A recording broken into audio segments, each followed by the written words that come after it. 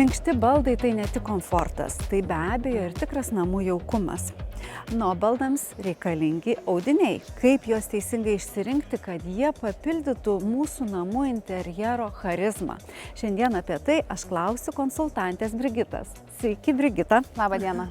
Labai malonu. Ar mums galite patarti, į ką reikėtų pirmiausia atkreipti dėmesį, norint baldams parinkti tinkamus audinius? Renkantis audinį, jūs turėtumėte atkreipti dėmesį ne tik į jo grožį, išvaizdą, tačiau ir į savybę. Šiuolaikinės technologijos leidžia mums turėti tokius audinius su savybėmis, kad jie yra impregnuoti. Pavyzdžiui, išlieti skystį, kavą. Skystis laikosi audinio paviršių, jis nesigeria, sušoka į lašelius. Tai leidžia lengvai pašalinti, taip neišpurvinant ir nesugadinant audinio. Taip pat audiniai gali būti draugiški gyvūnams. Tai reiškia, kad jūsų augintinis taip pat gali mėgautis poilsio ant sofos ir palikdamas kailį, jisai jį nesminga. Jį lengva pašalinti siurbliu ar tiesiog perbraukus ranką. Šiuolaikinės technologijos mums leidžia audinius gaminti perdirbant plastiko butelius. Tai yra viena iš tokių ypatybių, kaip perdirbti butelį, suformuoja siūlą, tuomet yra išaudžiamas audinys ir skaitome, kad tai yra ekologija. Ir kad mes gyvename tvariai. Taip.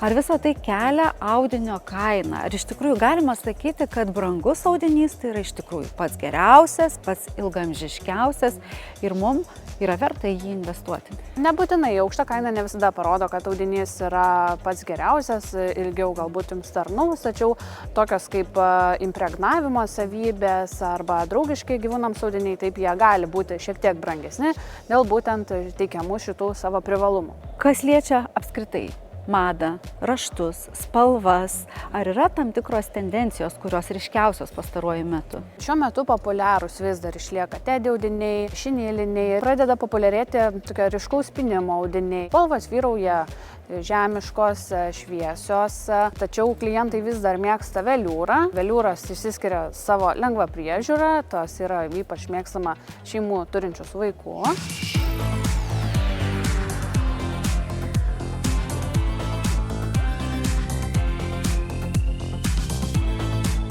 Matau gausybę baldų, gausybę įvairiausių audinių ir daugiau tokias žemės pastelinės spalvas. Taip, jos yra praktiškiausios, dėl to mes ir stengiamės pasiūlyti tai, ko labiausiai nori mūsų klientai. Tai būtent šviesios pastelinės, rudi atspalviai, jie vyrauja dauguma namų.